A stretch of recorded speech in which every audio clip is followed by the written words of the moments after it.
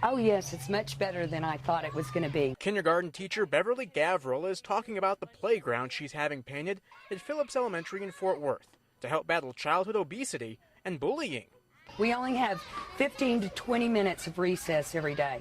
So when the kids all come out, everybody is out, everybody's busy, and there's a game to play for everyone. Gavrel knew she wanted to improve the playground 3 years ago.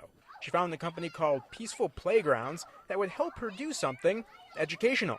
And then last year, the children walked. We had a walk-a-thon, and they raised $4,000.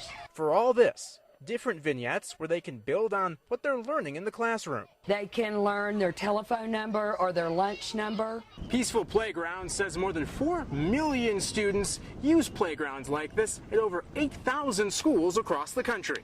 And we're halfway through right now, but as you can see, the children already love it.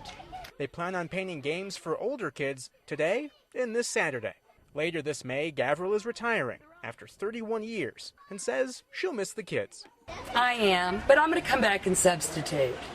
Perhaps to finish her final lesson. Problems can be solved as long as you keep moving forward. Andrew Chenillian, NBC 5, Fort Worth. Which number? Right there.